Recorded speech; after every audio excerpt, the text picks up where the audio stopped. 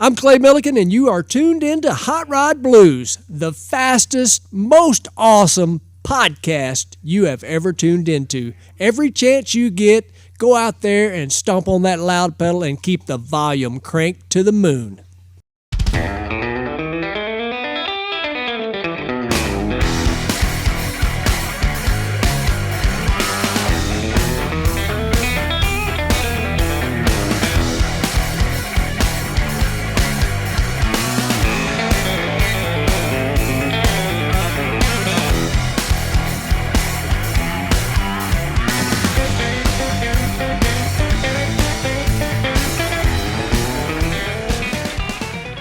Welcome, everybody, to episode 15 of the Hot Rod Blues podcast. I am Sean Brereton with Auto Enthusiast Network.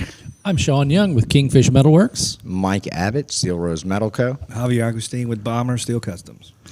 Yes, and we have a special guest this episode, and it's probably one of the greatest hot rod guys, fastest people in the world. Definitely been over 400 miles more than any 400 miles per hour more than any man on the planet, Mr. George Poteet.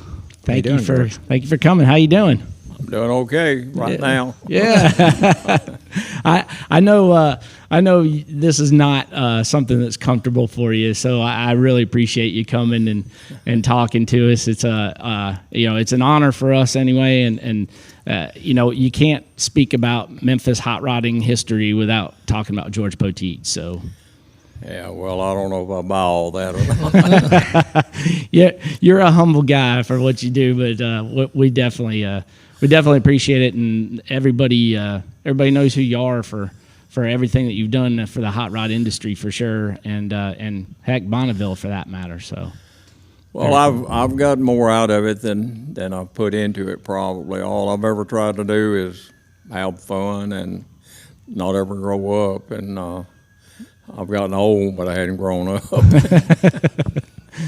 Well, speaking of that, so like we were talking about, where are you from originally? Mantachie, Mississippi is where I went to school, Etowah County, and the northeast part of the state down there, Mississippi. Was were you farmer, or was your parents farmers, or what? How? Well, my daddy was what we called back then a sharecropper. Okay. He never owned any land, but he farmed, and I was raised on a farm. In my lifetime, I plowed with a mule, not a whole lot, but I was raised, before cotton pickers were invented, and I was raised out in the country on a farm. Yeah, very cool. And so, like, when did you come to the big city?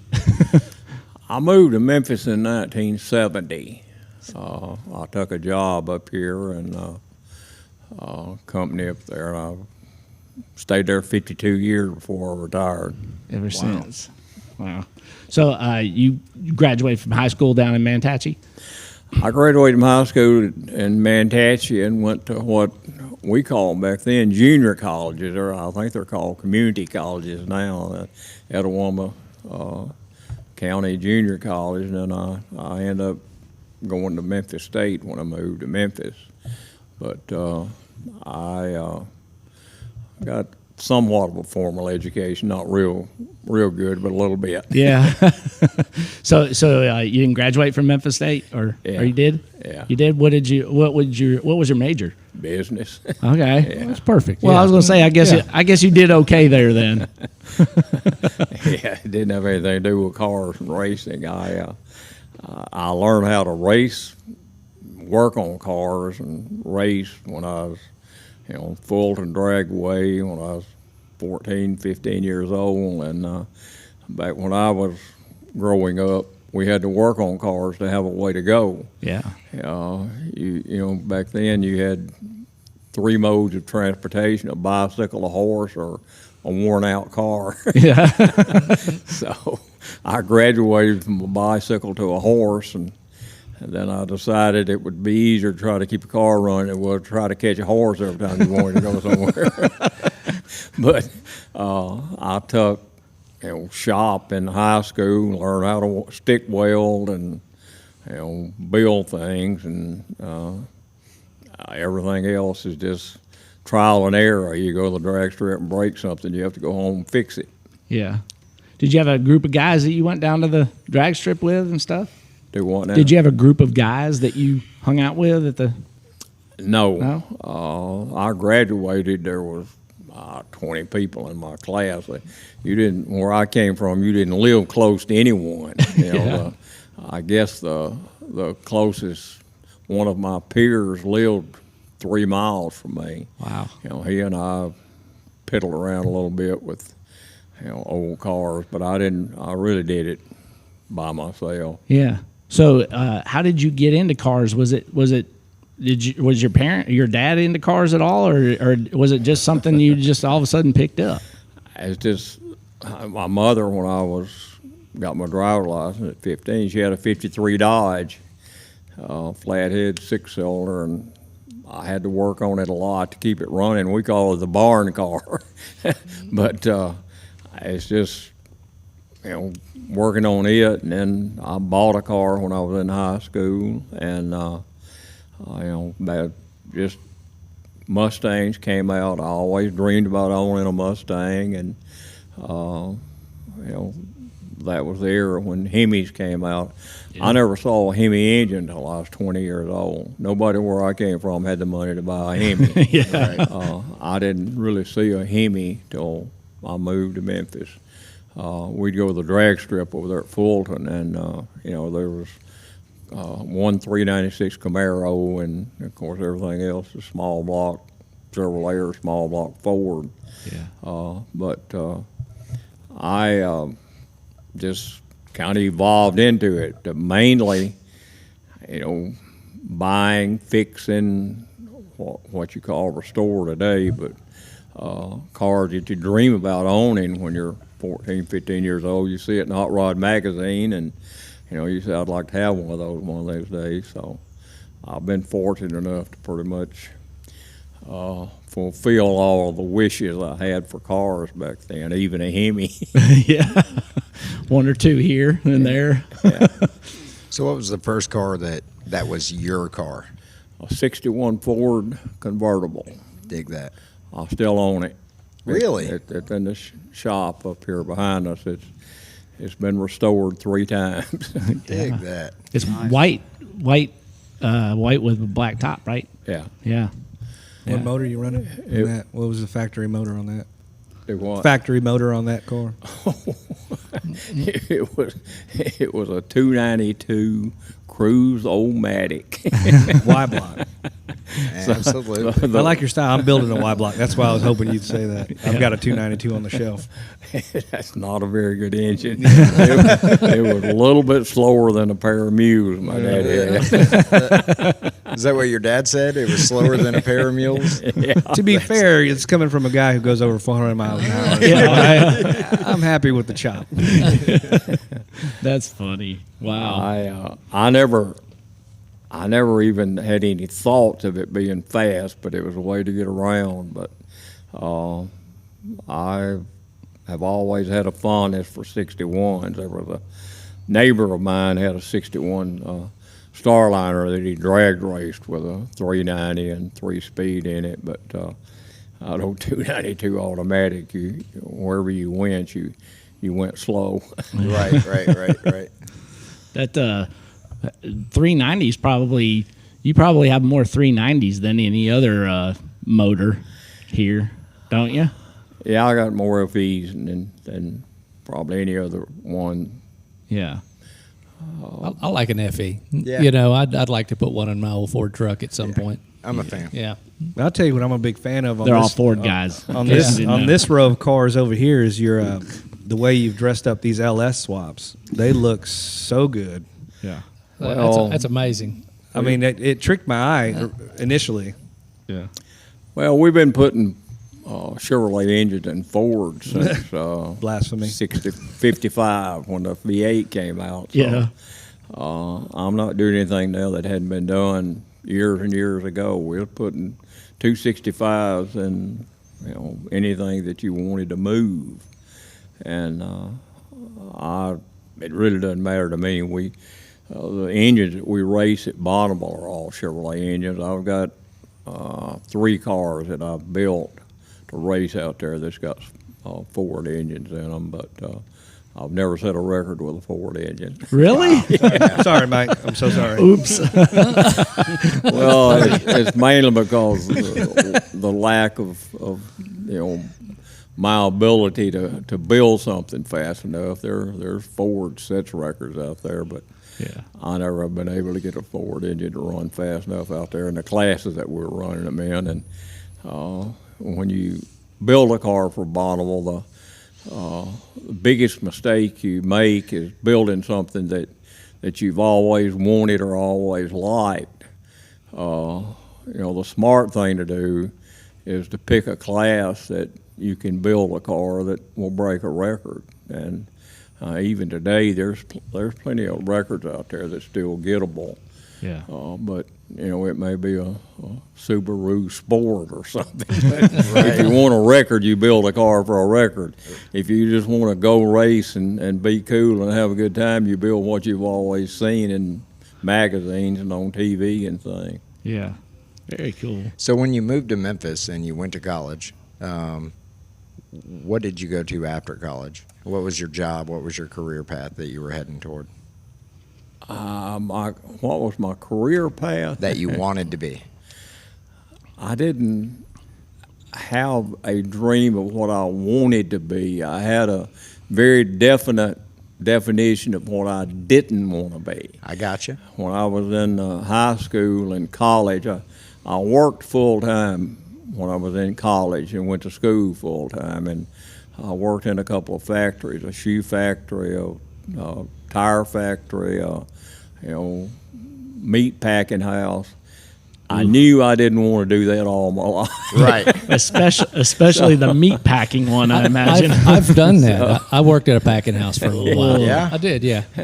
Hernando Boneless Beef. Yeah. I did. Which was also your nickname in college. Yeah, exactly. That's what people called me. It'd be rough. So I moved to Memphis as I working for a loan company, and I moved up there to manage to financing for a product that they were selling. And I didn't really have any goals of what the end result would be there, other than I didn't live in a house trailer in Mississippi, and I didn't have to work at a shoe factory. Right. Yeah, absolutely.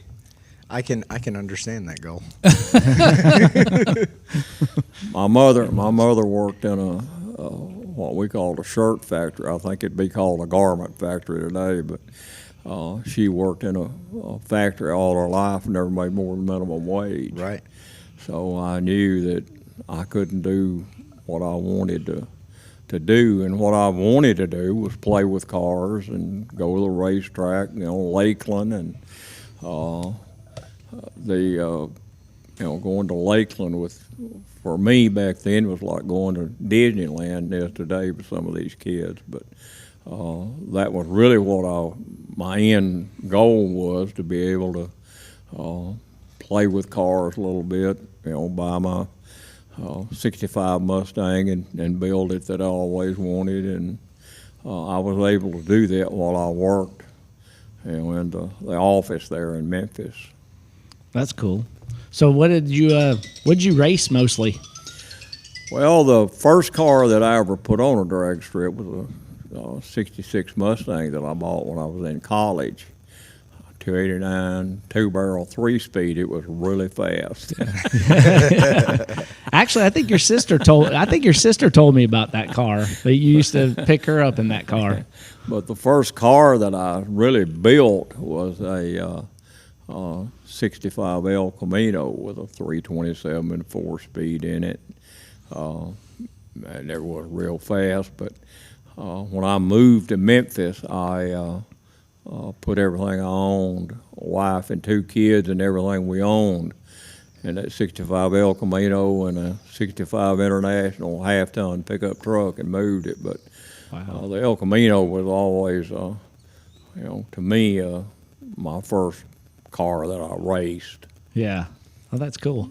So did you ever get into like racing, like Where No. you were just No, I've never been in a drag race to where there was, even a trophy offered. You go to Fulton or Myrtle or Blue Mountain Raceway, and you make maybe 2 rounds. I never made more than 3 rounds in my lifetime on Saturday night at a drag race. But you're running a 65 El Camino street tires, and back then your goal was to get a car under 15 seconds, and if you could get it to break 14, you were a professional racer. But we still these cars you buy today off the showroom, you can run 10, 11 second cars now with a factory warranty still on it. yeah. Back then, even the fast cars, your Hemis and 396 Camaros and things were running 12, 13 second quarter mile. Yeah. And today at Bonneville we're running 2 second quarter miles. Right. 2 second quarter miles. Rolling start. Yeah. He doesn't have to Slight worry. difference. Yeah, he doesn't have to worry about a red light. Yeah. So that's cool. So what was the tipping point? How did all this come to be? Well, I was in Memphis living up there, and you can't have stuff like this in big cities, not just Memphis, but anywhere, because you get shops get broken into, and tools get stolen. And I had a partner that bought 5 acres of land down here, married one from Holly Springs. And he built a house down here, and there was 5 acres of land next to his house that I bought and built the first shop down here, and 40 years ago.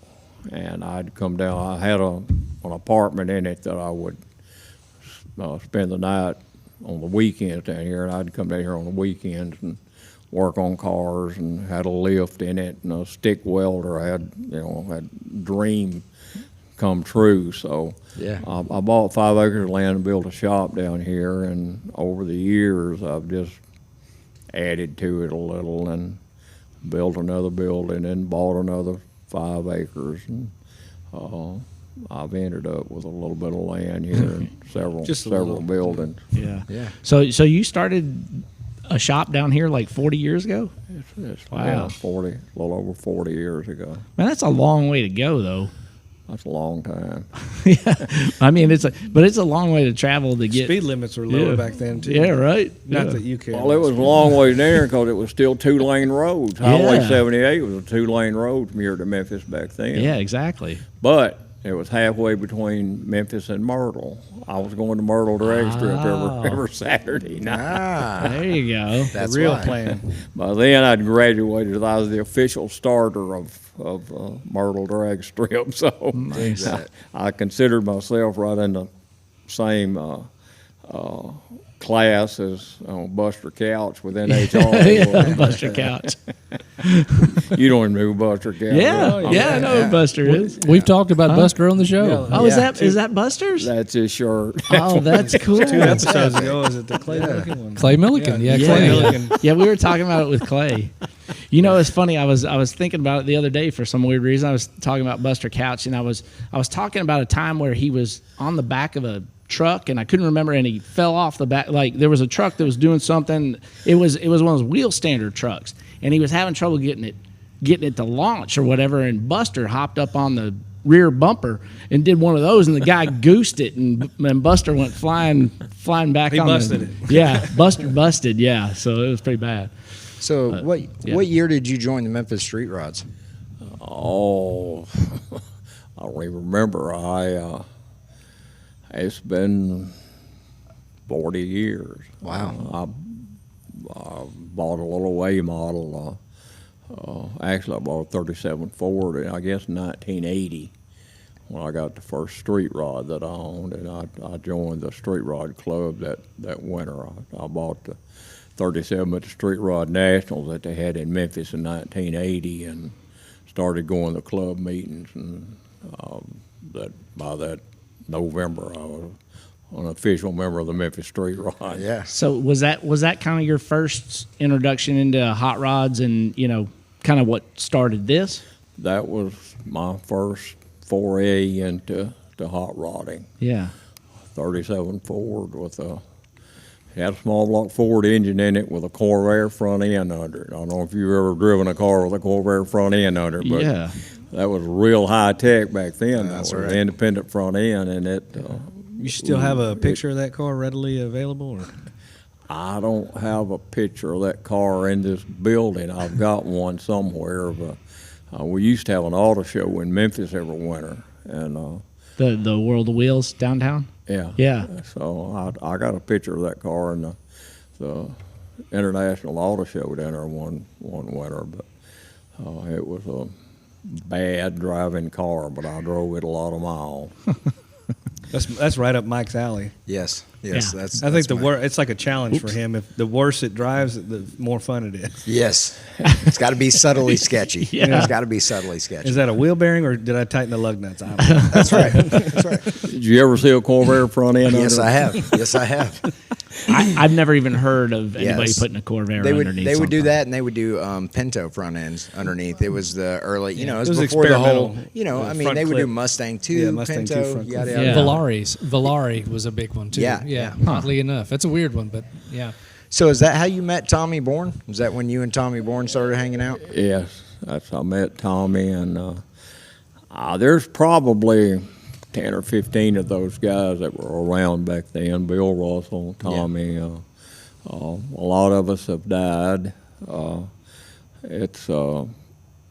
We still have a club up there with 50 or 60 members, but there's not but about 10 of us that's still around that's been around for that long. Yeah.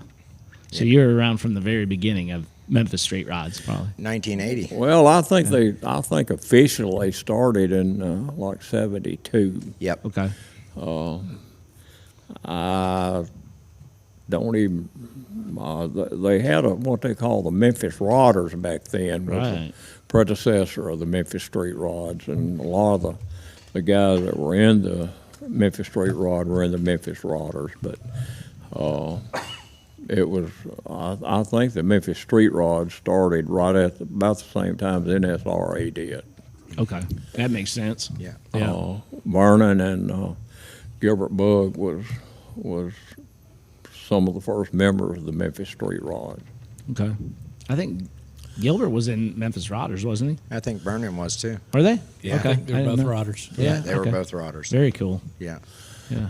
The Memphis Rodders were really a bunch of old drag racers. Yeah. Right. Jake Moran and Larry Nolan, I think he was in Yeah. around then. But they ran at Lakeland with when they were running. Lakeland probably shut down around 72, 74, something like that. Yeah, I think it was, yeah. But they were living the life that we all dreamed about back then, running, altereds and little front engine gassers and things. Yeah. Ray Godman and Yeah. all those guys. Yeah. Very cool. So I've heard a million stories. Of course, I know you can probably imagine that a million stories about how George Poteet became George Poteet. I've heard a million stories. I don't know how many of those are true. So I was told that you came up with something and patented it, and that's how you became what you are today. Is that true? Well, that's where I made my most money. I didn't come up with it and didn't patent it. It was actually taken out of a garbage can in Canada. Really? Get out of here. And the guy that owned the company that I worked for brought it to me and wanted to know if I could build one. Yeah. So I took a saw and cut it apart, and I can build this. See, So Reversed engineered a piece of garbage. I was. I'm going to start dumpster diving as soon as we get back to Memphis. I know, right? I was elected vice president of manufacturing Really? immediately. Immediately. I went to Sears and Roebuck and bought a drill press and a bandsaw, and became a manufacturing person. Wow. Dig that. That's crazy. Sears only knew now. Yeah. Right. Yeah. But that was the water filtration thing, right? Yeah, the reason he brought it to me, though, is I was the only one in the company that even had any hand tools. So, or knew how to use them. So Sears is in on that again. See, You had the first set of everybody Sears always goes to the hot rodders because they're like, "Oh, hey, you know how to turn a wrench or something? Can you do this?" Well, We get all the most truth be tools. told, it was probably from you being raised a farm kid. Yeah. All truth be told. Yeah. They knew you could fix a tractor. They knew probably. I started driving and working on a tractor when I was 13 years There you old. go. So, Yeah. my daddy had a little, well, it was called a Ferguson back then, or Fords now, but I had to work on that thing quite a bit. But one of the most improved thing I did to it was, tie a string to the governor on the carburetor so you could run it wide. You go down the road. Speed records in it. You go down the road in fourth gear and that thing, and it'd be doing about 18 miles an hour, and you could pull that string and you could do at least 24. Epic. See, always looking to be the fastest. Right. I'm the fastest slow guy out here. Yeah. So, are you going to take a tractor to Bonneville?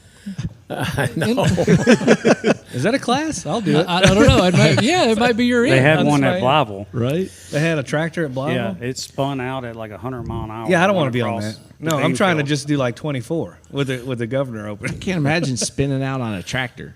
Well, interesting on that is the diesel record out there is from a JBC tractor engine and a streamliner. Really? In England, they took one of the diesel engines out of one of their big tractors and put it in a streamliner. And Andy Green, who has the absolute world speed record at 752, drove it. But the most impressive thing is they had a big old front end loader that was, a huge tractor that could push that thing off to about 100 miles an hour as a turbo diesel. But they pushed that thing off with a big old front end loader, and it was quite impressive. But I think it still got the diesel record out there. Wow. Mercy. 700 and how much? The That's a 752 is what he drove. 752. It was It's a turbojet, though. It was a jet powered Yeah. car. Right. He actually went past Mach in it. Yeah. So Wow. Blew the salt off the ground. Yeah. Well, seriously, that's what. Yeah. what was the first time you went to Bonneville? What made you decide Bonneville? What was that? Well, reading about it in Hot Rod magazine, back then, Hot Rod dedicated at least one issue just to Bonneville, and then all through the year they had cars that ran out there because that was actually before drag racing started. They were running Bonneville in 1948. Wow. And you read about it in Hot Rod magazine, and the first time I went with a guy from Memphis that was racing out there. He had an A-model roadster running a flathead. He actually set a record out there, Paul Cosmo. Oh, really? Paul, yeah, I know Paul. Yeah. Cos actually got kicked out of the Memphis street rod because he was not a street rodder anymore. He was a racer. He was too awesome. That's a good reason to get. You're too awesome. You can't be in the club anymore. Is that for real? They voted him out because he wouldn't devote enough time to hot rod, and he much spent racing. too much time racing. But Really? I went out there with Cos as a spectator, and I went 2 or 3 years as a spectator. And then I was out there in a 32 Ford. We started one of these tours at what they called the Ego Rama back then, and we were on like a 10-day competition thing. Of every day we had something we competed in, and I had a 32 Roadster I was entered that competition in, and we started in Salt Lake City, so I drove it out there, and we left from there, and I was decided I may want to try that. Of course, everybody's dream is to go 200 miles an hour back then, and I was impressed enough with it. I wanted to try it, and I went back the next year and bought a car that was in the starting line out there that was for sale, a old flathead roadster, and Nice. flathead with a C4 in it, and it wasn't painted or anything. So I bought it out there and brought it back to Memphis and painted it and put seat belts in it big enough to fit me. And the old boy that had it was from Denver. He'd built it for a drag car for a woman that lost interest in it, and they were out there running it. And I got it up to 118 miles an hour in my lifetime, the fastest I ever drove it. But that was my first race car when I bought on the starting line out there for. So about what year? What year would that be? I was in the mid '80s. Mid '80s. Yeah. And that's the car that Tommy and Greg have today, isn't it? Yeah, it is. Yes, it is. I didn't know that. It still ain't gone more than 118. I don't think. But we're still dreaming, though. We're still dreaming. We're holding on. You ain't gonna get there in a flathead. I love hopeless dreams, though.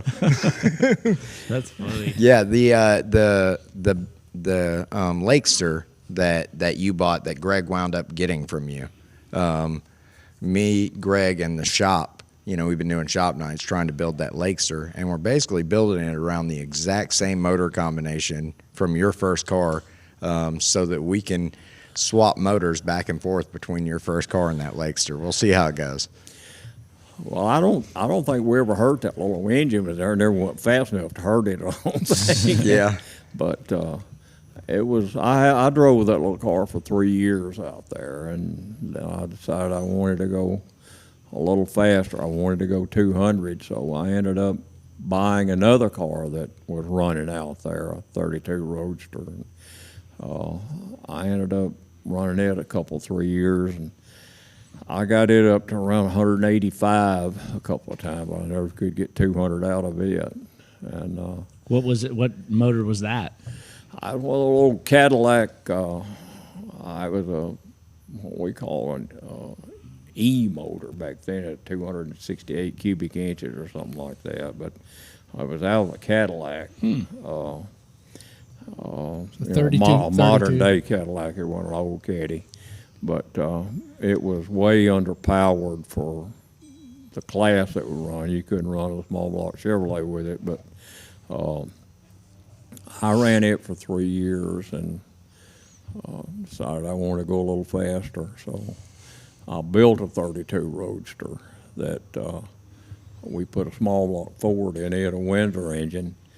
And I ended up going 214 in that car, but the record was 230. So Oh, wow. this ain't gonna work. Way off of that one. Well, I was trying to run a Ford engine instead of a Chevrolet. But is that the 32 that you have here now? I still got that car. Okay. Yeah. Still have the Windsor motor in it? It's got that Windsor motor in it. It's actually a NASCAR engine. That's I bought it from Jack Rouse, but I still own that little car with the engine. And probably there's at least 25 people got their 200-mile-an-hour license in that car. Really? I loaned it, and last time I loaned it to a guy for his grandson to drive, they kept it 5 years out of Salt Lake City. Wow. Oh, wow. And Terry Nish, who ran a streamliner out there, his grandson wanted to race, so I sold it to him on the out there one year for $5. Wow. And let his grandson run it, and they ran a small block Ford in it, and they never set a record in it, but I think everybody in his shop ended up going around 200 in that car, but Terry passed away on me 3 years ago, and I bought it back from him for $5. That was the agreement we had. Did you give them the exact same $5 they gave you back? Tell me you did. I got that in my pocket right now. Get out of here. Really? I got Terry's $5 bill in my pocket. Man, that's awesome, man. Wow, that's pretty neat. Yeah, I dig that. awesome. I dig that. That's a cool story. Absolutely. had it framed a time or two, was going to send it to his grandson and, tell him the story behind it, but I hadn't pulled the trigger on doing that. I still got the $5. You might be telling him right now. Actually.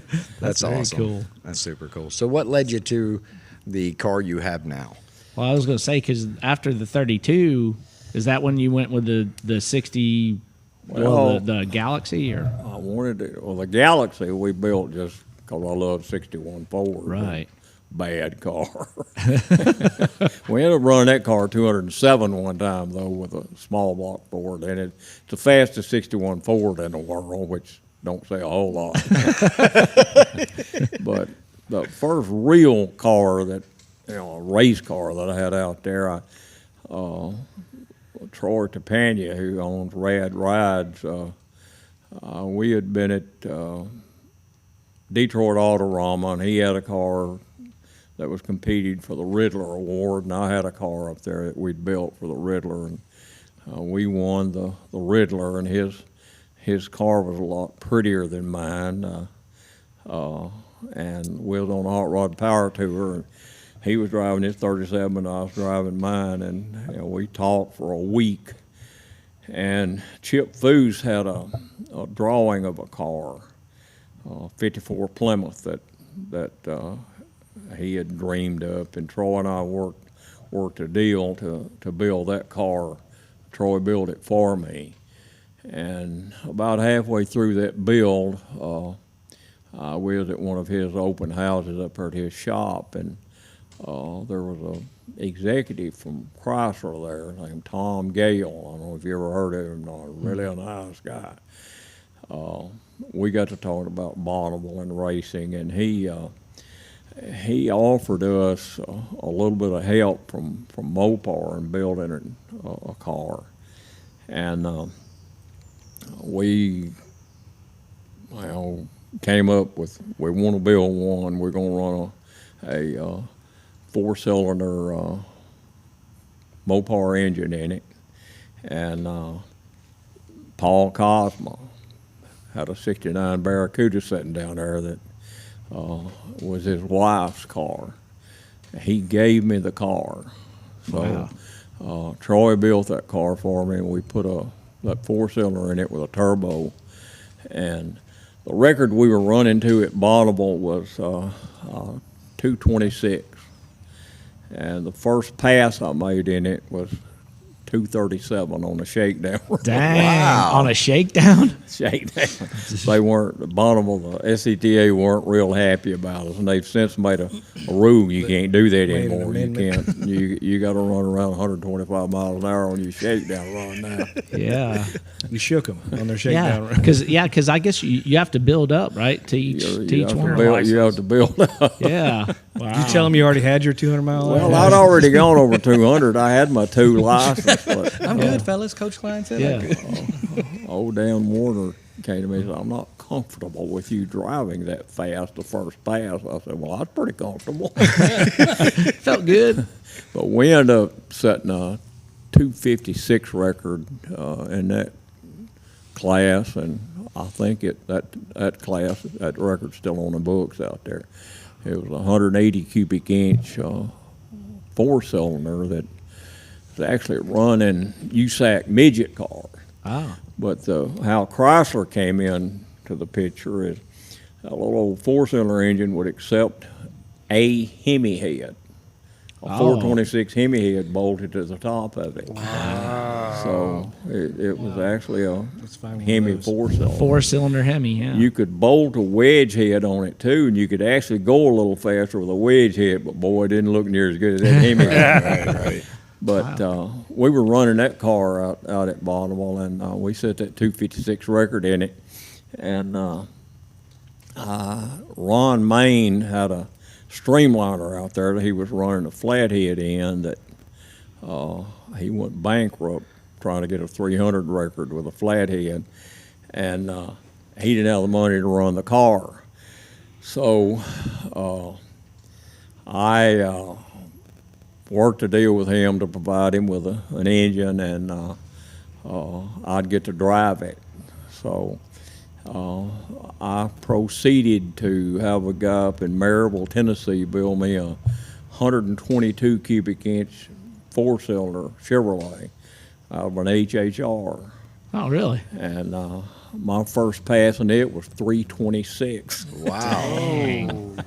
Four-cylinder. Talk so much crap about that guy's HHR. I know, There's dude. a guy that's always coming up there trying to get his HHR worked on. Yeah. Well, Chevrolet gave SoCal Speed Shop the money to build one of those cars, an actual HHR with the same engine that we were running. And they were trying to get a 2 record in that car, and they crashed it out there going about 190. But we ended up setting the 326 record, and I never got any money out of Chevrolet for it. Dang. But I wanted to go a little faster, and I'm looking at the Blowfish, and I'm looking at the Speed Demon. It wasn't a Speed Demon back then. It was actually the Echo Fire is what we called it. It was a little Echo Tech engine. It was called the Echo Fire then. So we're looking at the Speed Demon, we're looking at the Streamliner, and I told Ron, I said, let's put the engine out of the Blowfish in there. So we put that 180 cubic inch Mopar engine in the Echo Fire, and it became the Speed Demon based on the little Dodge Demon, the little devil that they had on their decal back then. Yeah. But we proceeded to run that engine 390 miles an hour. Wow. So you have been fast with a Mopar. Well, we wanted to go 400, but we never could get that little engine to 400. I ran a 392 in it one time, and but we had since put a small block of 358 cubic inch Mopar engine in the Blowfish, and we ended up setting a record out there for 307, I think, in that car. But Jack Trepagna, Troy's father, he wasn't real happy when I said, Jack, we're gonna take the engine out of the Blowfish and put it in the. We switched it. We took it out there at Bonneville one year when we got through racing, and Ron took it to California and had Kenny Duttweiler build it for us that winter with a turbo on it, and we ran it.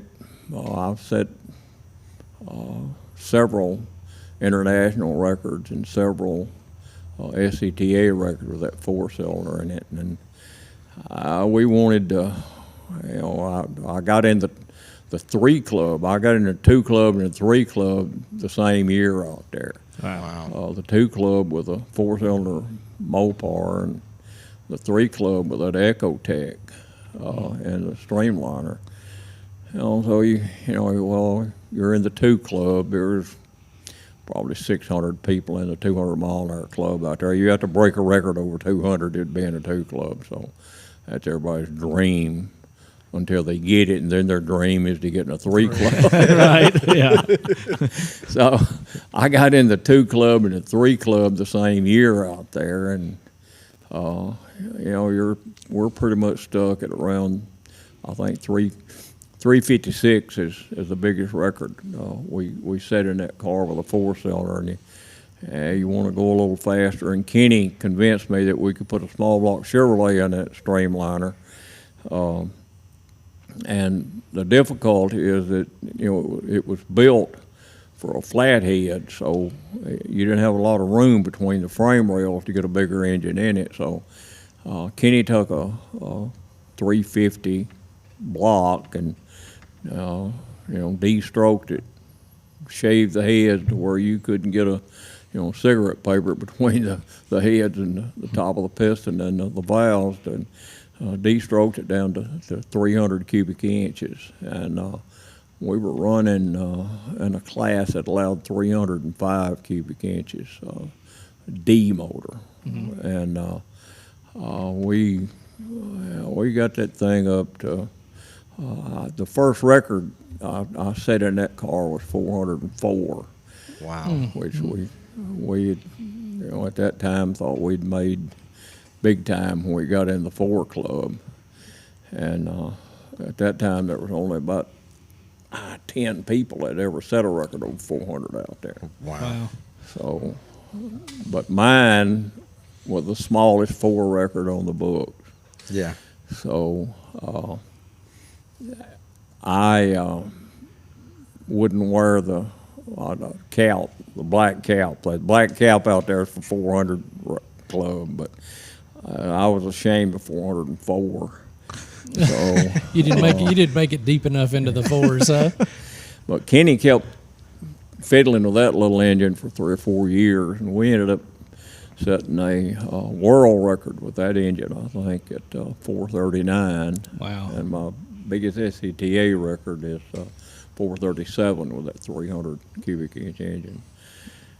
And over the years, that was I've run F engine was the 4-cylinder, a D was the 300 cubic inch. And, we ran a C engine at 358 cubic inches that I set a record like 423 or something like that in. And then we went to a B engine, which was 388 cubic inches, which is, we're still running a small block in it because we kept up in the cubic inches in that 350 engine because we didn't think we could get a big block in between the frame rails. So we ended up running an LS engine in it. I think we ran 440 cubic inches in that LS. Wow. And we had gone 462 with that engine. And That was the B engine? that was an LS. I did that with an A and that was an A engine. Oh, that LS. was an A. Yeah. Okay. So then we went to the big block 3 or 4 years ago. I crashed out there running at 444 cubic inches. I was going 370 just practicing, was out there playing. It was international meet and it had rained and we couldn't race, so we was out there just making passes. And I crashed that car at 370. I got upside down with it. And, they decertified the chassis. The old streamliner was running, had been built for 25 years, and they told me we couldn't run it anymore. So we built a new car, and figured out a way to build it basically the same dimensions, but we could fit a big block in between the frame rail.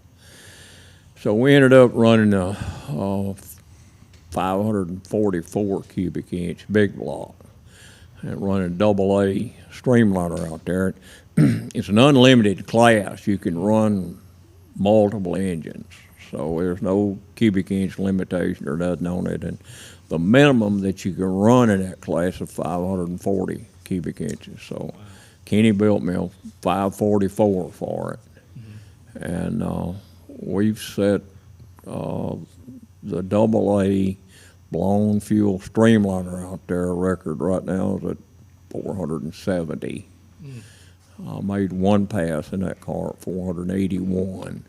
Wow. And the closest record, the day that I broke that 470 record, the record I was running to was 417.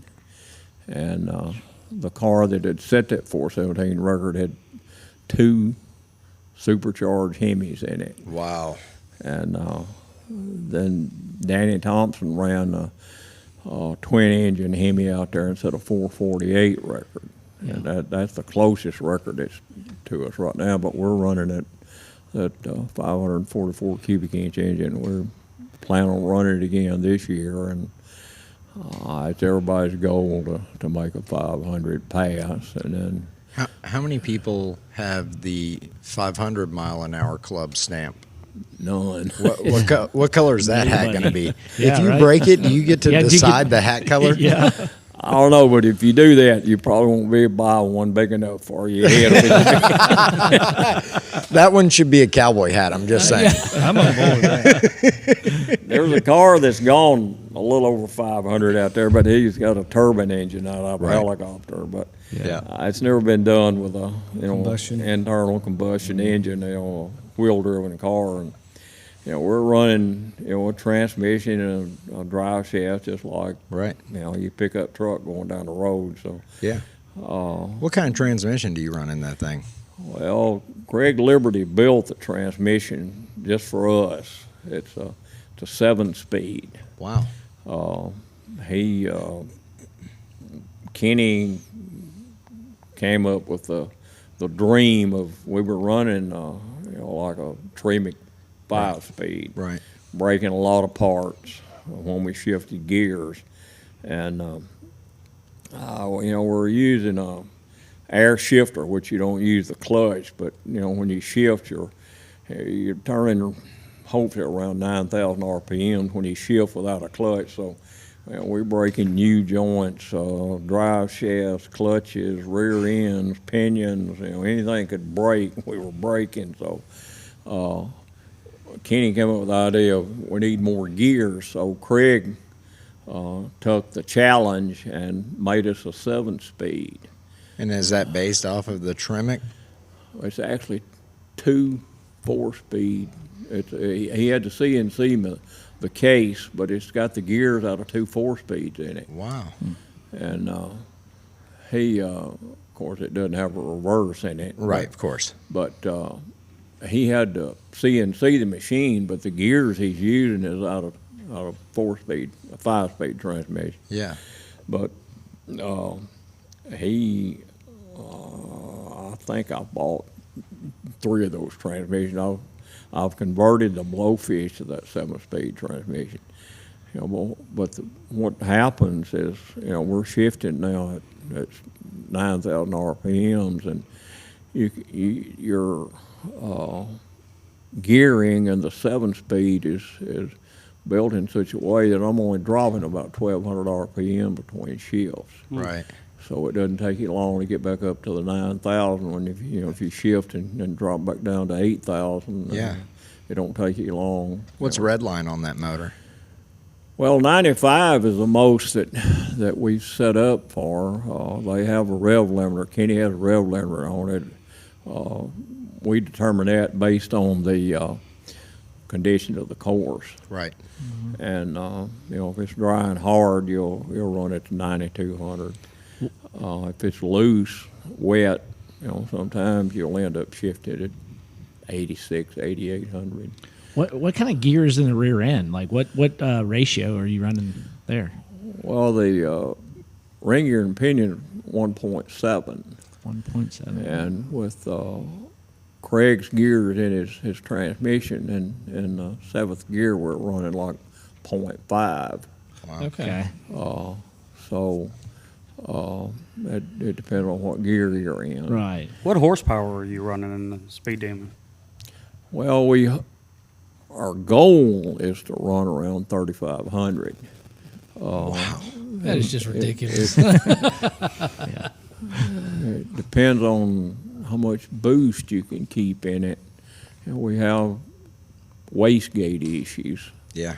And you have a hard time keeping your wastegates operating at that. So you have some leakage, on your wastegate. So you end up practically running around 3,000 horses. Yeah. And it's the 300 cubic inch engine, the 358. We run around 2,200 horses in those engines, and that's the most fun and the easiest to drive because it doesn't spin the tires as much, and it's easier for me to drive. Right. And you can run the small block up to your 9,000 RPM shift point, a lot easier than you can the big block. And the small block we were running probably around 35 pounds of boost. Wow. We need to go 500. I've got to have at least 50 pounds of boost for 12 seconds. Yeah. Are you going to go 500 this year? He's already picking out his cowboy hat. They say we are. They say we are. Somebody told me that one of your motor guys was a flathead guy too. Is that true? Oh, Ron set the up until last summer, he had the biggest flathead record My ever guy. on the books. He Yeah. he ended up setting a 302 record in a flathead out there, which had I never heard been that. done. Yeah. And of course, it bankrupted him.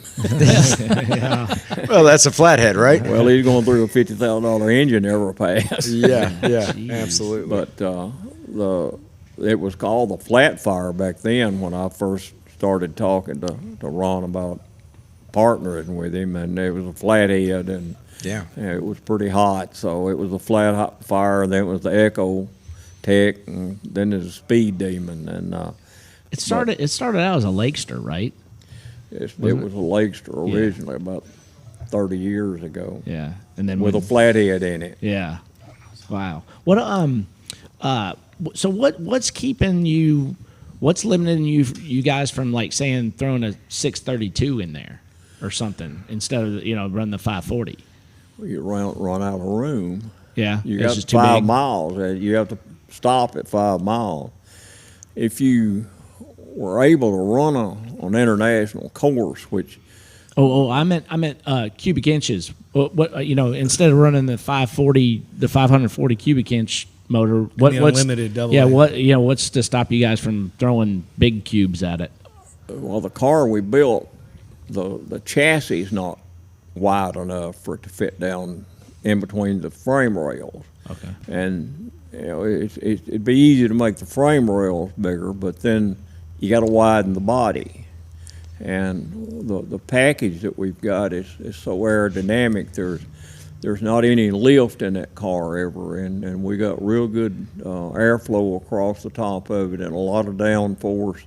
So you don't want to be messing with your aerodynamic part of it, So the aerodynamic is the most important thing that you're trying to accomplish out there. And the reason it's like an airplane. It wants to fly. Cars want to get airborne out there. Yeah. Right. So we've got our car designed To stick to the ground. to stay on the ground. Yeah. For sure. So where did you go through the engineering for the wind tunnel and all that? There was a place out in Salt Lake City that had a wind tunnel that basically was built for the Olympics out there for these jumpers, the ski jumpers. Oh, wow. Wow. He did a lot of work on the ski jumping out there and bicycling. But his wind tunnel was long enough to get our car in it. And our car, the Speed Demon, was probably the first car out there that's ever been in a wind tunnel. And we went out there one 4-hour session and made a few changes, took the scoop off the top of it, made the tail bigger, put skirts on the bottom of it. But we improved the Aerodynamics. the downforce on that car a bunch out there in 4 hours, and we're still running the same design that we built in 2015, I think, is when I crashed that other car. So how do you even source that down? Are you like, all right, we need a wind tunnel? Yeah. Yeah, there's not a lot of those floating. Call Who's up doing wind NASCAR. tunnels, right? Besides the military, who's got a wind tunnel? Well, there's 2 or 3 over in Charlotte. NASCAR uses them Yeah. a lot. And when I said earlier that Tom Gale offered us a little help from Chrysler, that's what they helped us with. Troy built that Blowfish, and Chrysler let us use their wind tunnel up in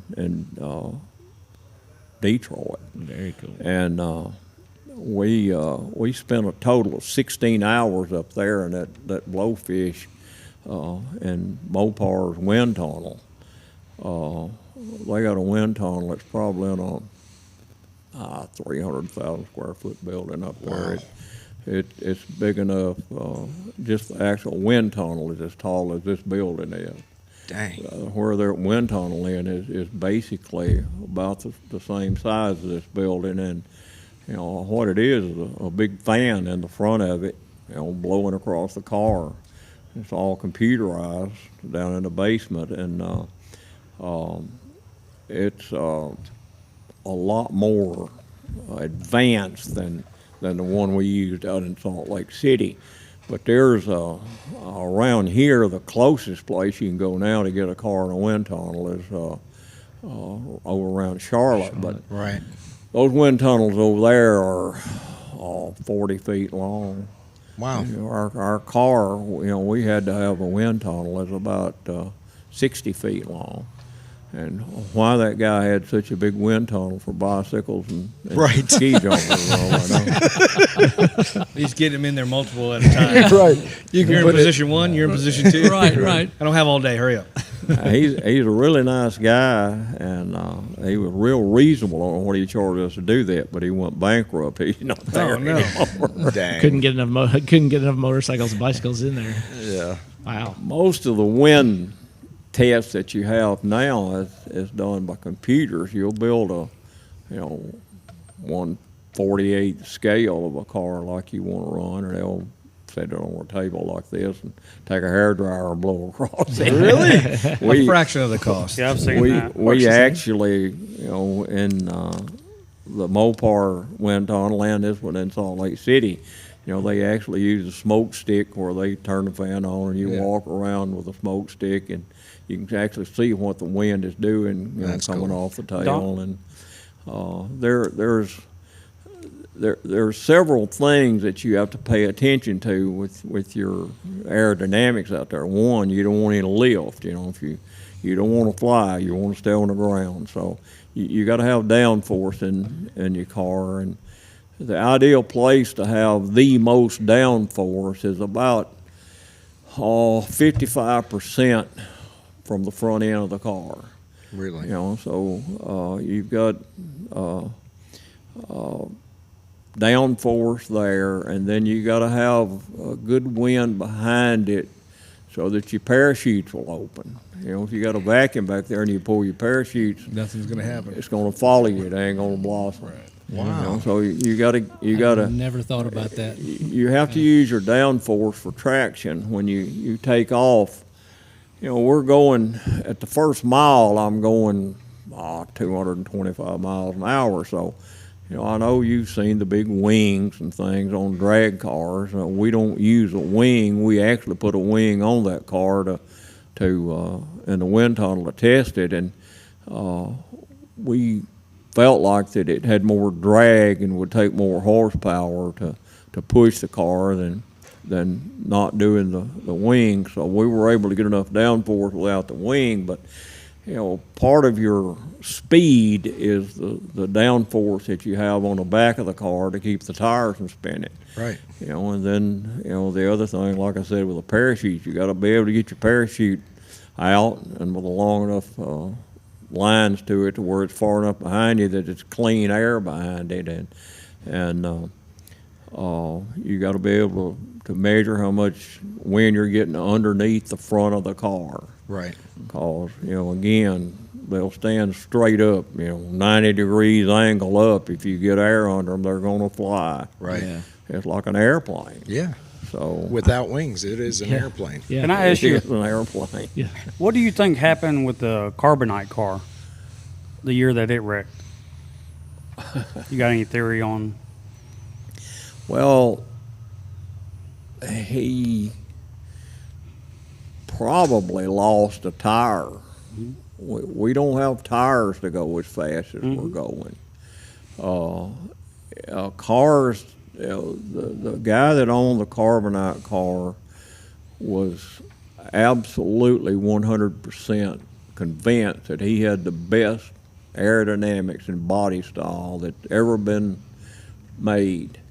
And he was going faster than his body design would take. I mean, he got airborne on it. And I had heard that they asked him not. I don't think Tech kind of hinted around like adding bars inside the car, and he never did. He thought it was to where it.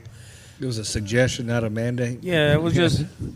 He was convinced he had the best car that's ever been built. Yeah. He was also convinced that there was no way we could go as fast as we were going. And he was chasing after you. He was absolutely convinced that he was going to show us how to race. Yeah. And he ended up, it's a beautiful car, Absolutely. and it looked really fast. But he showed up out there with a big block engine and a turbo 400 automatic transmission in it, which ain't gonna work. Right. Right. Your transmission won't turn that fast. So, he was convinced that his aerodynamics was in such a way he could run, 1,500 horsepower in that turbo 400 transmission and go faster than we'd ever gone. But he got to some point that was beyond what his aerodynamics would take. But he had a bad crash. Wow. And when I crashed, it's stupidity on my part. We were running more horsepower than the course would take. We were out there on a wet, sloppy course and trying to run 3,000 horsepower to see what it could do, and it just spun out on me. The other big crash we've had out there, Bob Dalton, his tire grew big enough inside his wheel wells that it rubbed a hole in there, and he had a blowout. You shred tires often, don't you? Every pass. But you don't blow them. Like, it's not a... I've never lost air in one of them. Which I'll show on camera. I was gonna say they're up here on the wall. They're pretty close. Yeah. We spin them down the cord every pass, Yeah. but we're spinning tires for 5 miles. Yeah. Wow. And if the course is dry and hard, it's almost like been on Sandpaper. concrete. You leave black marks down where your tires spin. Wow. Yes, sir. But in 7th gear, going 450 miles an hour, we'll still have 5% tire slippage in the back of the car. Wow. Dang. Let me ask you a question. Me and Greg have decided that we're going to put an AOD behind that flathead in that Lakester car. Is that AOD going to be a good combination for that flathead? The what? An AOD, a Ford AOD behind a flathead? Flathead is fine. With an AOD, you think it'll be good? You'll reach the limit of the flathead before you do the transmission. Okay. You ain't with a big block Chevrolet. Right. Well, I mean, we're pushing for the whole 100 and maybe 30 mile an hour endeavor. That's what we're pushing for. Well, the biggest improvement you can make is put your small block Chevrolet in. I'm leaving. I quit. Can you do a small block Ford? Just a four-cylinder with a puffer on it. Four-cylinder with a turbo on it. So is this 4-cylinder over here the 4-cylinder that you were speaking about earlier? I said a 326 record with that engine over there. Okay. Dig that. And that's the one that from Chrysler or no? No, that's a Chevrolet. That's the That's Ecotec Chevrolet. motor. That's the Ecotec motor. I think it's beautiful. That old boy in Chevrolet motor. Maryville, Tennessee built that engine, and he was running those engines in a little old Mustang 2 on a drag strip. Yeah. But Myron was, back for a couple of years, he was the man in NHRA in that Turbo 4. That was right after Buick came out with their Turbo V6. Right. And that little old turbo over there, like, 50 millimeter turbo. Right. This year we're running 295s on the big block. Which one's the one that would take the Hemi head? That's not it, is it? Is it How many what? the Hemi head? Which one was the one you said you could put the? It's 180 cubic inch block. I don't have it here. I got 3 of those engines up at Troy, and still got one out at Kenny's shop. That we take one with us every year out Bonneville, and we take 4 engines when we go. So, we usually end up going up through 3 of them. Yeah. And 2 years ago, we ended up putting a 4-cylinder in there again and blew the head off of it first pass. But that's the problem you have. You put so much boost in them that the heads lift Start on blowing them. That in, little yeah. engine over there, you make a pass in that engine over there with 15, 18 pound of boost, and you'll have water in all the cylinders where the Head's head gapped bolts up. stretch and your head gasket leaks water, and that's what blows them up. But the little 4-cylinder like that, you can put enough boost in it that you can break the block like you put it on your knee and just break it like a stick. Wow. I know if you know anything about engines, the head bolts are very, very important, and that's really what makes you go fast. Your heads on any kind of car. Yeah. But when you put That's why you're sponsored by ARP, right? Yeah, I was actually about to ask who your sponsor for head studs is. ARP does a very good job with us, supplying us with head bolts and things, but we still, lose head gaskets a lot. Yeah. So that's probably the biggest thing for blowing up the engines is the head gaskets just pushing so much. The biggest pressure. thing you do is burn pistons. Right. What happens is it's hard to get the ratio with the fuel ratio and the coils. So if you run a car lean out there, you end up putting more fire on top of the piston than you have fuel in it. So you got a direct flame going to the top of a aluminum piston. You'll burn a hole in it about the size of a $50. Yeah. And then you pressurize your oil pan, everything with the compression from the engine, and end up Blow everything valve apart. cover gaskets out, oil pan gaskets off. Then you lose oil on 1,800 degree headers. Running we run alcohol in our engine, so we try to keep the exhaust temperature under 1,800 degrees. But you spray oil on an 1,800 degree header and it's fire. Yeah. It's fire. Yeah. Yeah. But that's cool. There's some we have heat problems. We would like to keep the exhaust temperatures in around 1,500 degrees. I imagine with it being such a tight, confined space, how you can keep that thing cool because it's so tight. You have a big intercooler that before we push off every time, we pack it full of ice. We don't put water in it. We fill it with ice.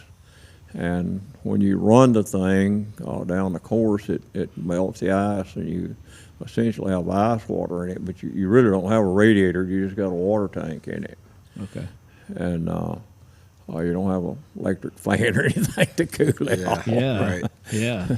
But we pack it. That's the last thing we do before we push off is pack the water tank and the intercooler with ice. And where's that located? Is it back behind the motor?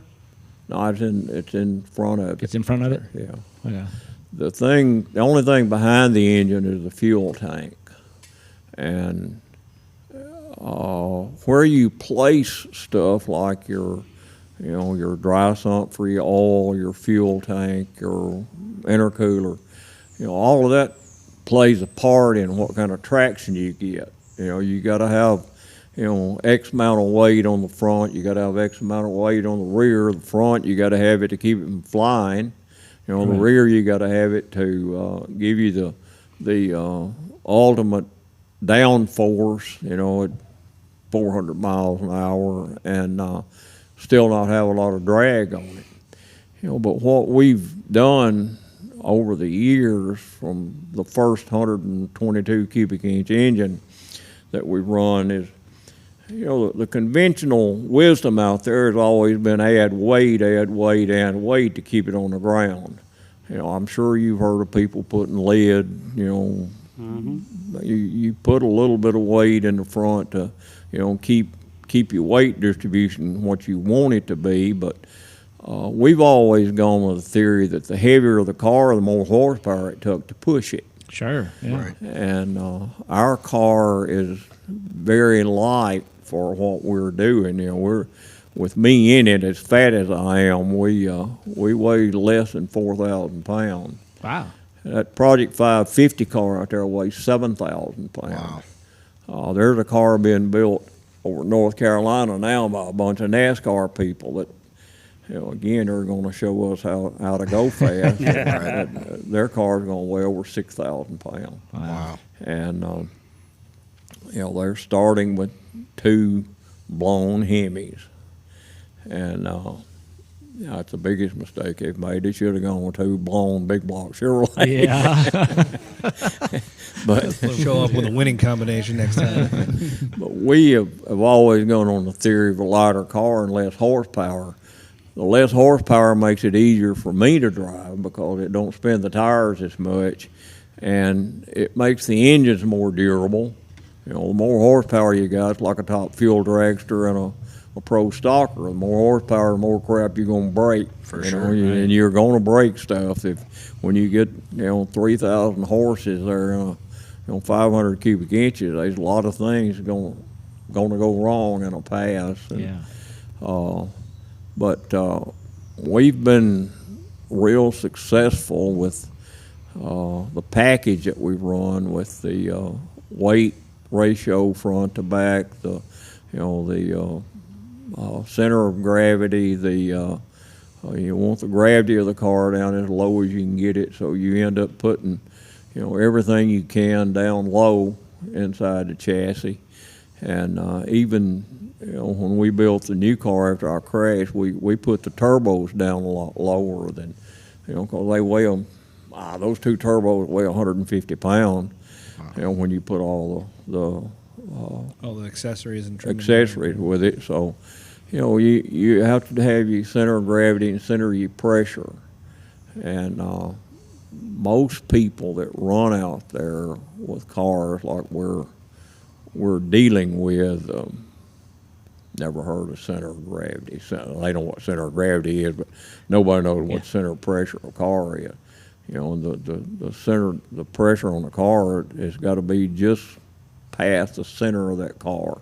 You got to have a little bit more on the rear than you do in the front, but you got to have enough on the front that it don't lift on you. Go up.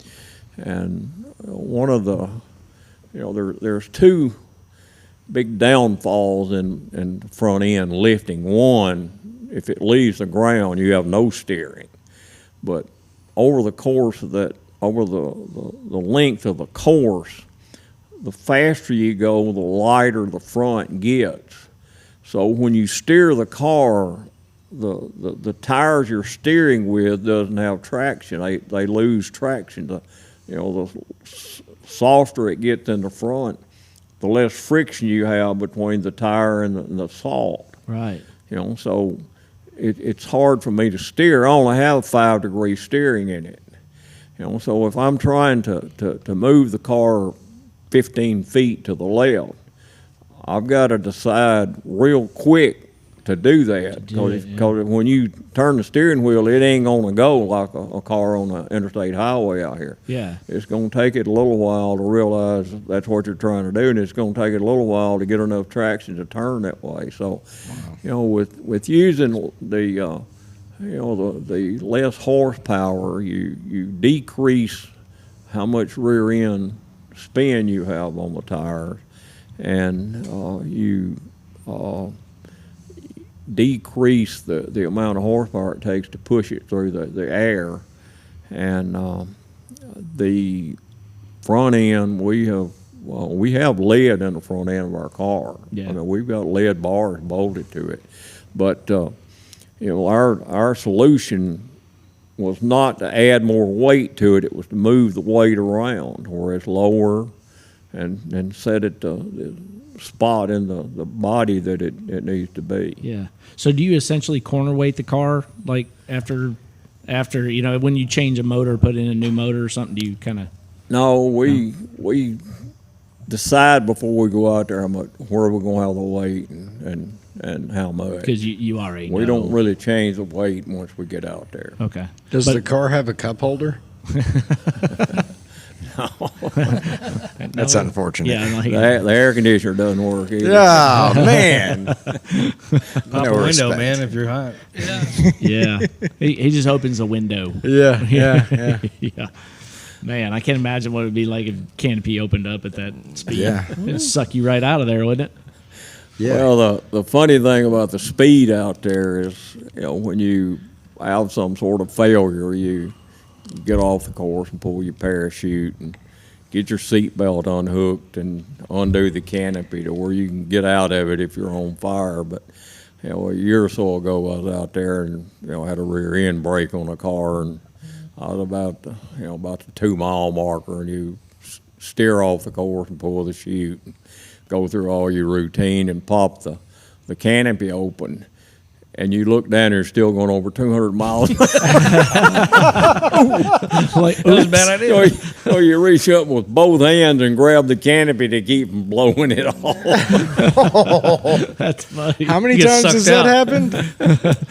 I only did that once in my life. Yeah. I almost ran over myself one time in an Oldsmobile I had. Kind of doing the same thing. Yeah, I yeah. was running out of gas and was going to jump out and run and push it, and didn't realize I was going about 35. You know, there's actually a term for that. Yeah, well, it's called velocitized. Well, let me tell you, It's a real term. when my feet hit the ground, it stretched me out, and this is I was getting drugged down the street, holding on to the steering wheel, and I was looking down and I could see my feet almost under the wheels of this damn thing, my God. and I reached up with the other hand and pulled myself back behind the wheel. But yeah, I did that. I almost ran over myself. How old were you when you did that? 21. Old enough to know better. 21. Yeah, I was in the Navy. Oh, yeah. that's it. That was probably it. But I'm sorry, I didn't mean to get you sidetracked. I just thought you'd want to hear that. you hadn't done it again. No. I haven't opened the canopy going 200 again. Yeah, all that was left was to push the eject button on your Right. deal. Right. I imagine though when you're back in the chase vehicle coming back, it's got to seem so slow to you. I don't. My sister usually picks me up in a HHR or something. Yeah, but I mean, like the speed limit's Well, like 45 or whatever, right? The speed limit on a return road like that's 50, and then when Yeah. you get to the pits, it's 25. Yeah. And one of the biggest complaints you get out there all week is people are driving too fast on the return road. Yeah, but it's so open, It's like it's hard not to go fast out there because it's so wide open. Yeah, I can imagine though. It must feel like forever for you to get back from the 7 mile back to the pits. Yeah, well, it takes a long time to get there. Yeah, We start, the starting line is usually about 3 miles from the pits, and then the 5 mile marker is usually 2.5, 3 miles from the pits, and then we actually had 9 miles out there last year. But when you make a pass, you're going about 10 miles. yeah. But you're going pretty fast once you get your speed up. I just can't imagine you in traffic, like morning traffic. Like that would kill me if I was setting land speed records. Right. You're stuck behind some Sunday driver. Yeah. For that matter, last speeding ticket, if you ever did get one. Ah, I've never had a speeding ticket. Never, not once. That makes perfect sense to me. I drive slow. I drive a 4-cylinder pickup. I drive slow. Wow. that's funny. How though. did I know you were going to say that? I was Right. like, this guy's setting land speed record. He never even pulled over. Yeah. God. Well, I know I've seen what speed can do to you, so I Yeah. don't do it on the expressway. I get up there in Memphis, I'm thinking, Oh, that's a whole different animal right Yeah. there anyway. That's That's craziness crash up there. derby right there. That's a crash derby racing. That's funny. Let me ask you a couple of things. Got any regrets? any regrets? Yeah. Probably I didn't have enough money to start early enough Yeah. to go the speed that we're trying to go. You need to have all-wheel drive in a car. You know, we're running two-wheel drive. The big cars out there are all-wheel drive, even the turbine car. Yeah. And to build an all-wheel drive car when I crashed my car would have cost me $3 million. Wow. I was too old to do that. Yeah. You know, I knew, well, you have to know, you know, you're going to get too old to do this. So, you know, people ask me why I didn't build an all-wheel drive car. I didn't want to spend the money and race it 5 years. You know, if I was 30 years old, I'd have built it. So, you know, the biggest regret is I didn't get to start early enough. Yeah. And I went real slow for many years out there. But the upside of that is I became a pretty good driver out there. Right. And I have going slow most to thanked for that. Yeah. You go slow, you have more time to realize what to do, when to do it, and how to do it. And I don't have any regrets about the results that we've had. I think we've had better results than anybody could ever have dreamed about having out there. I've been over 400 out there 58 times. Wow. And the biggest issue we have now is if we don't go 400, everybody's disappointed. Yeah. Even with a team, we make a 450 pass and you're just down over it. Wow. It just ain't near close good enough to what we want to do. But last year I ran 466 out there, and it's a down year. Everybody thinks it's a horrible year for us. Right. We've put Hot Rod Magazine put your name on a trophy out there since 1948 for the fastest car out there every year, and my name's on it 10 times. Wow.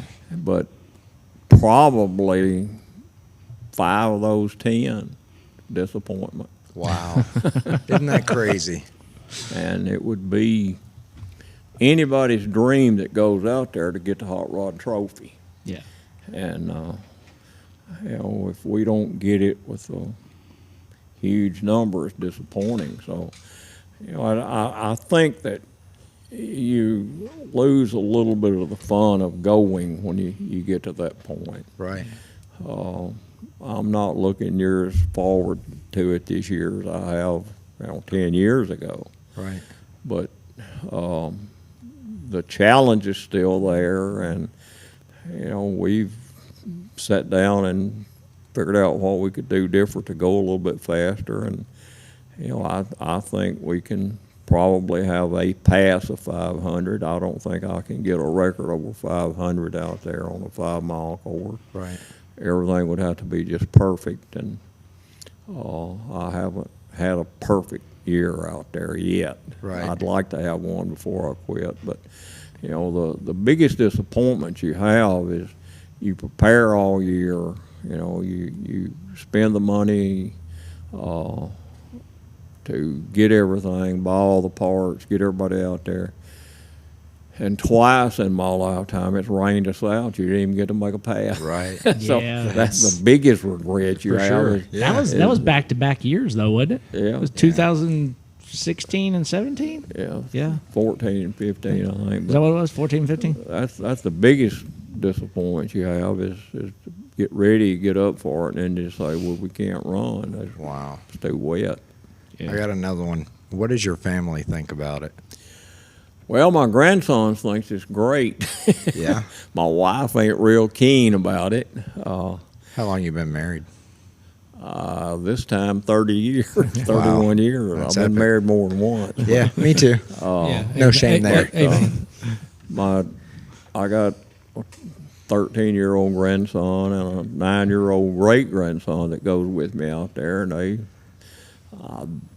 be honest with you, they're the reason I'm going this year. Great grandson. That's epic If- right there. If they weren't for them, I wouldn't go this year. They want to go, so. Yeah. And then I've got, a team out there that has really, really worked hard for 25 years now that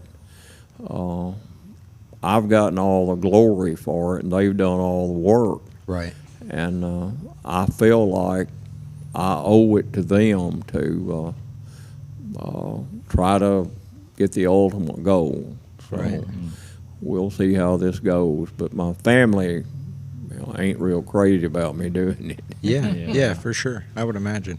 I would absolutely imagine. Did you ever dream for half a second being a 13-year-old kid in wherever that is, Mississippi? And I've never been there, and I lived this area my whole life. But did you ever dream that you would be where you're at today? I never had a dream, no.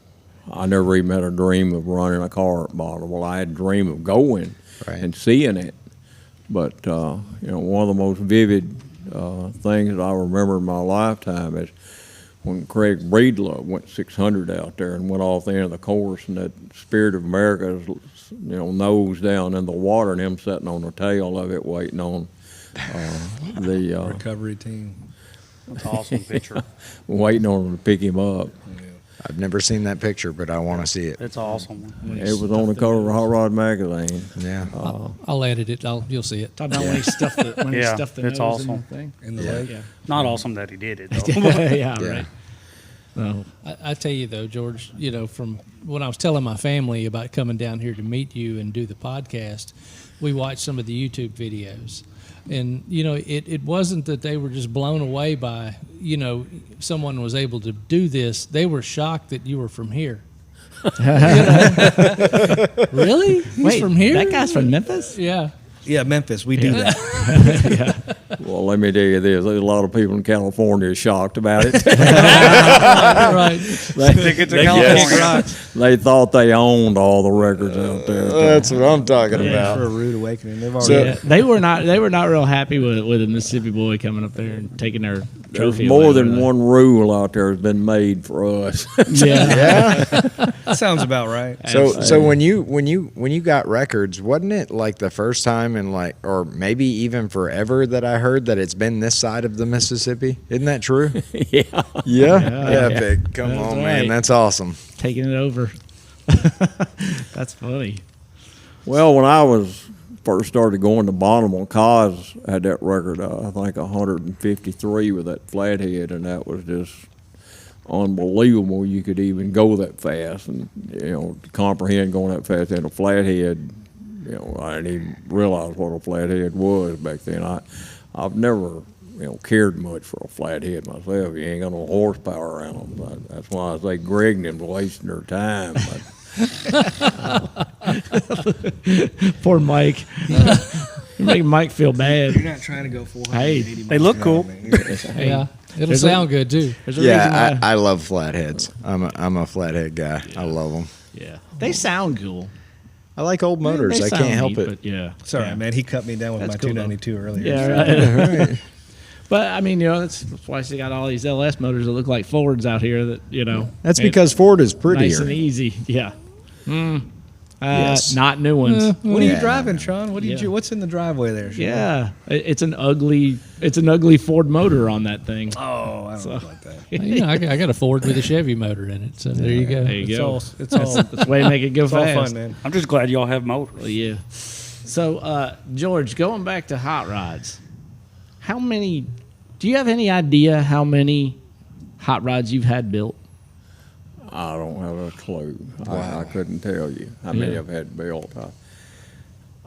You get wrapped up in these things, challenges of these awards, trophies. You read about people winning them, like the America's Most Beautiful Roadster, been going on for 100 years out there, and Right. been passed around with those California guys, forever. And you think, well, we can do that.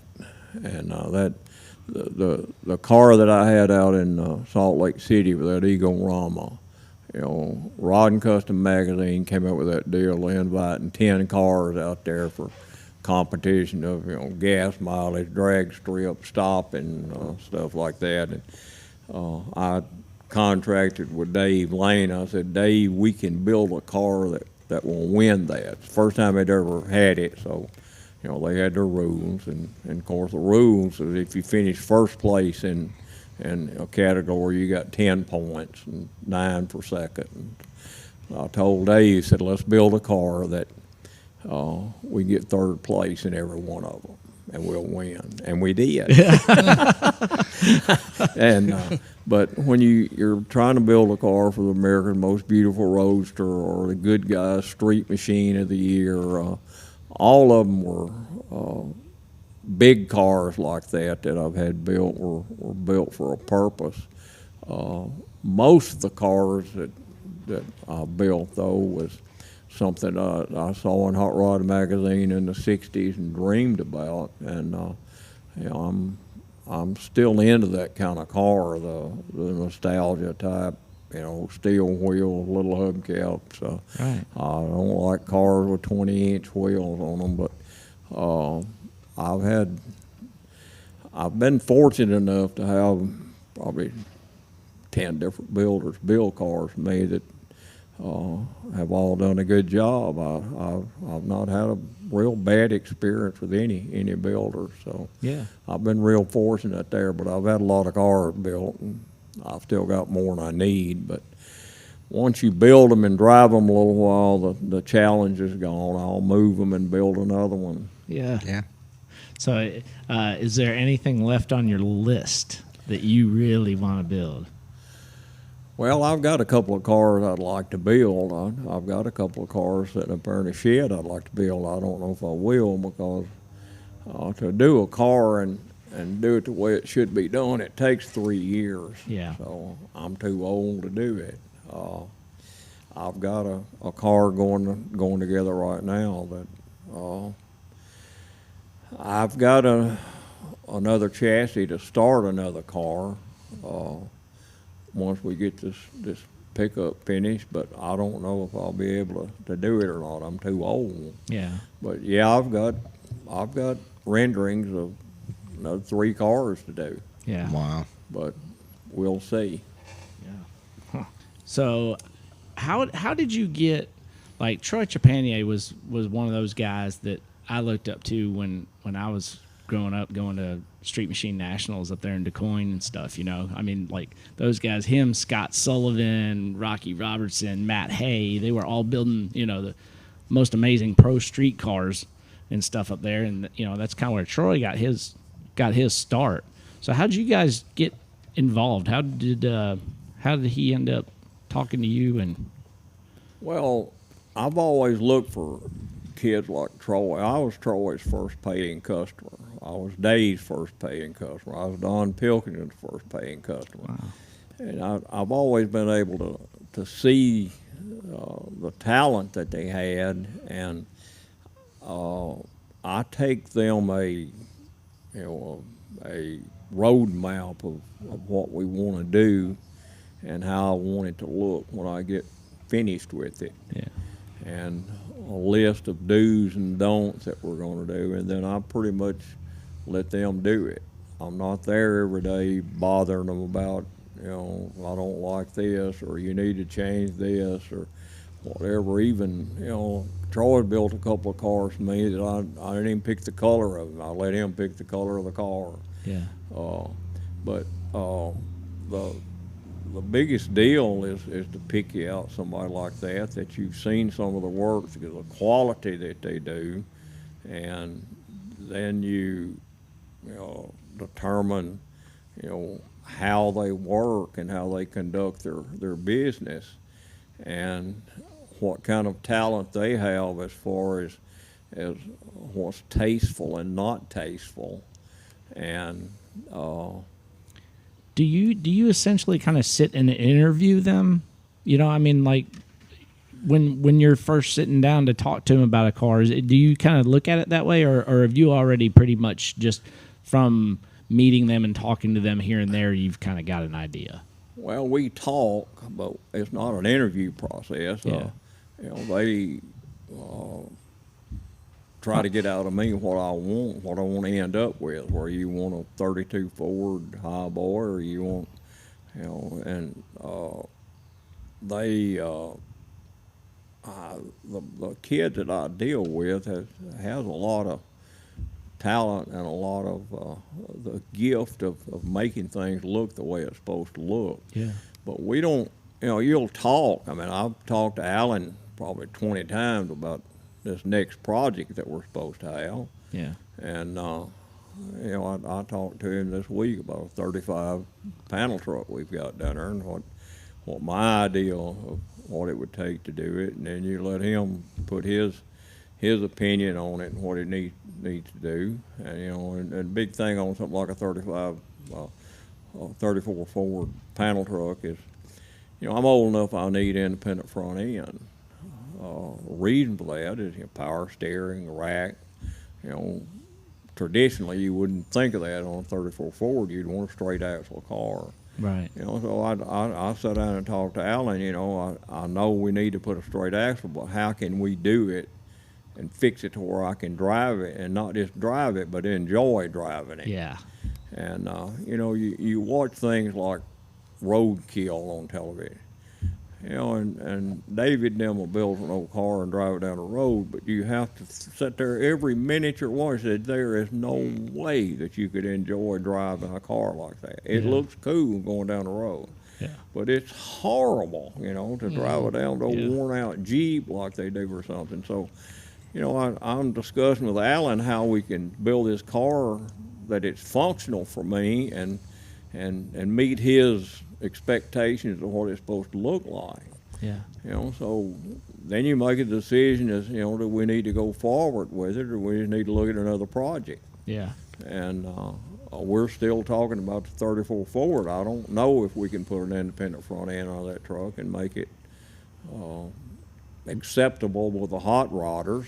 Yeah. You know, you can make it acceptable with the gold chain people. And that's people that, you know, don't know anything about a car. They know more about jewelry and Rolex watches than they do a car. But, you know, the goal is to build something that if anybody walks up to it, they're going to say, I really like that, but I would have done this different. You know, Right. You want to build something that anybody walks up to it says it's perfect. Yeah. Wouldn't change a thing. Yeah.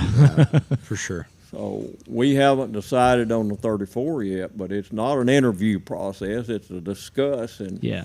I guess consultation is kind of what I should have said, you know. But I mean, obviously with Alan, you've known him for a long time and stuff. So I was just wondering with a new builder how that worked. Well, you try not to dictate to them what you've got to do it this way. You know, you say, I want it to look like this. How would you do it? Mm-hmm. Right. You know, how can you do this car and make it look like that and still be what I want it to be? Yeah.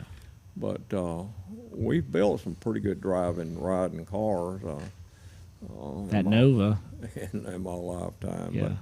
But things like the Torino that Troy built for me, Yeah. he didn't know where Talladega was. He'd never heard of them. Yeah. Yeah. You know, I took him a book up there of the Talladega Torinos and NASCAR and made him read it before we even talked about building it. Yeah. So we could see what we were trying to end up with. Yeah. But it you know, gives you a lot of satisfaction to take a guy like Troy that he never watched a NASCAR race. Yeah. He has now because they have that track up in Chicago, and those drivers come down and visit his shop now, but he didn't know what a Talladega Torino was. But, you know, a kid like Alan, I've known him since he was in high school. Yeah. And it's incredible at the talent he has for recreating some of the old stuff that we had back in the 50s and 60s. And it worked now where it didn't back then, but nobody would say it didn't work back then because it was so cool to own it. Yeah. Like a flathead in a race car. Yeah. Right. No, that's cool. Yeah, because Alan's he's kind of an old soul, but I mean he's not that old, right? He's probably 50. He's around 50. Yeah. He's about the same age as my boy. Yeah, it's 150 years old. Oh, shut up, people. He's not that They old. always say I'm 150 years old, so yeah. Yeah, but I mean, really, I mean, he's not a super old guy like it, but he's still got kind of that old soul where he likes the old stuff. I like his styling a lot for the same reason because it's you can tell it's Alan Johnson build. You know? Yeah. Yeah. So the Ford truck back here was his, right?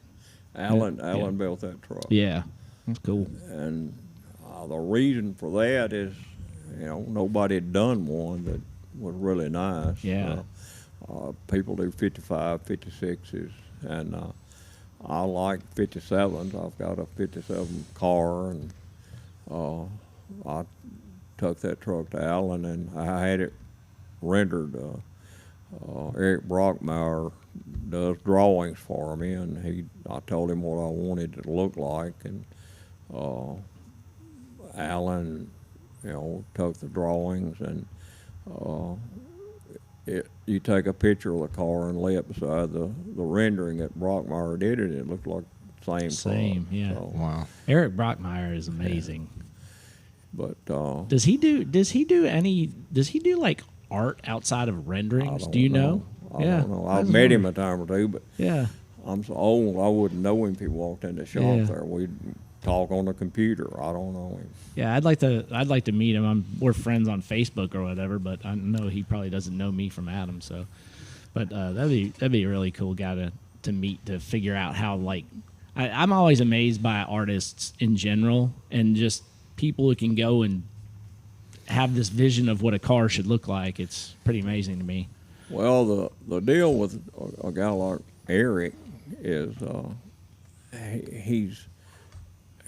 he can look at something like this 34 panel truck and tell you the doors need to be longer on it. Yeah.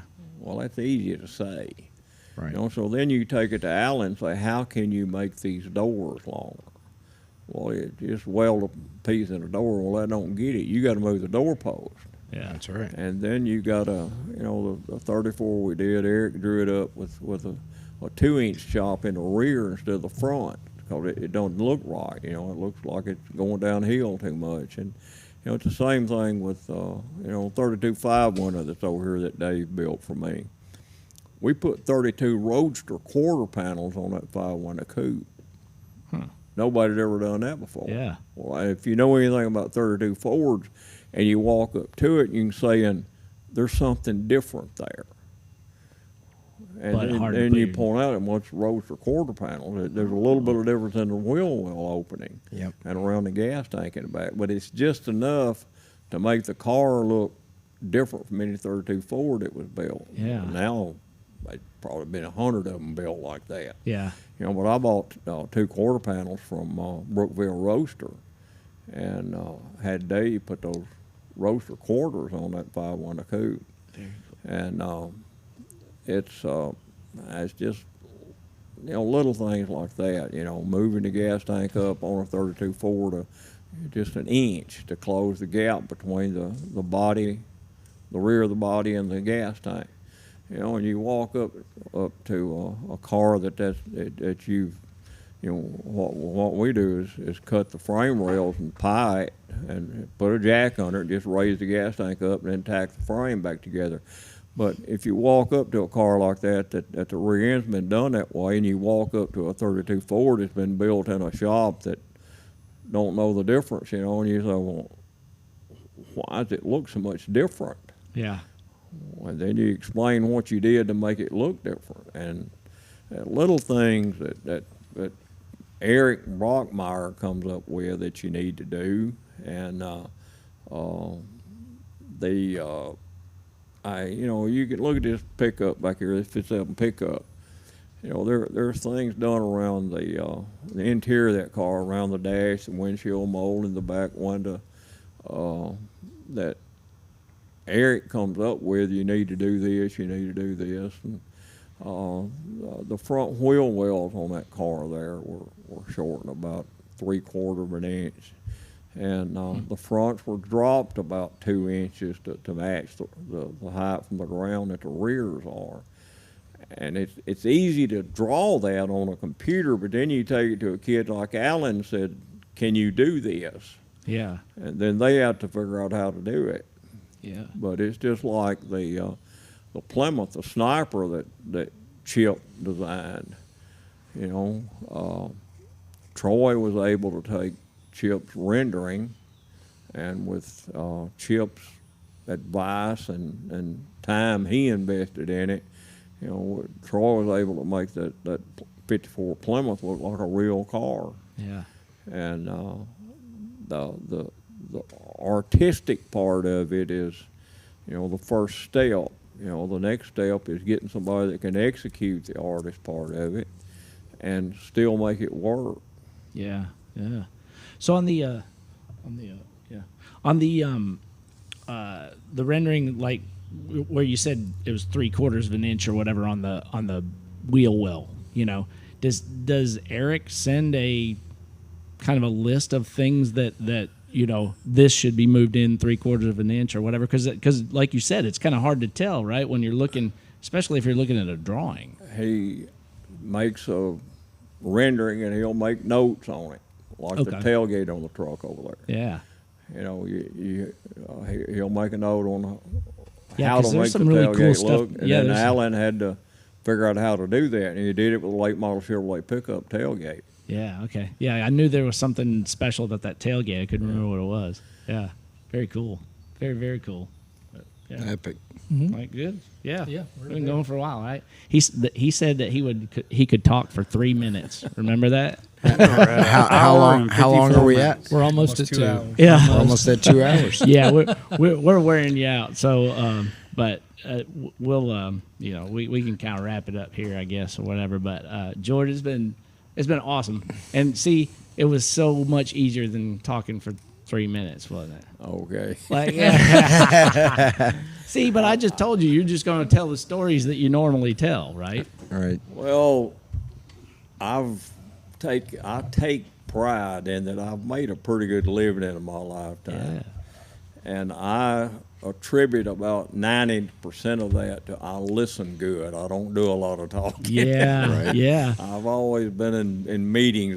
I'll sit and listen a lot. I don't like to talk. Yeah, I can tell you're a calculating person. You could see the gears turning a lot of times, but but you don't say a lot. So, but well, thank you so much for having us down here and doing this. It's Hot Rod Blues is something that we started doing just to be able to document Memphis history and hot rodding history and the racing history that's in this town. And I think it's like I said, that could not be done without George Poteet. So Okay. it could not, for sure. And you've been a great friend all along. So I really, really appreciate you doing this. And hey, we'll I'm sure we won't do it again because you probably won't ever do this again. But I don't know. If we go 500, I may want to do that. Oh, we're Hey. down. No, Yeah. let's book you right now. For yeah, that. I was gonna say, well, We'll be the first interview. So here's the deal: we've been talking to a few other people, like Jeffrey Ferguson, who's going to be out there, and who was the other one? Clay Milligan. Oh, Yeah, Clay. Clay. He might Clay, be drying. If Clay ends Yeah, up running that other car, we said, you know what? You guys end up out there. We'll go out to Bonneville and we'll do the podcast on-site at podcast. Bonneville. So yeah, so we'll get you there if you do 500. Yeah, well, we could make Clay pretty famous pretty quick if he wanted to spend a little bit of money to land speed race. Yeah, I know. Absolutely. He said he'd need a bigger sponsor. And then he said your name. It was really weird. It don't cost near as much as Top Fuel Racing, I can tell you that. Yeah. Well, that's why he's a driver, Yeah, right? That's right. That's right. Hey, man. So yeah, but thank you so much, and we episode 15. Hey man, you In want the books. Yeah. You wanna take us out. This has Take- been Hot Rod Blues with George Poteet on location in Mississippi. Join us next episode. We'll see you guys next week. Bye. See you guys. everybody. Bye. It's Mississippi down here.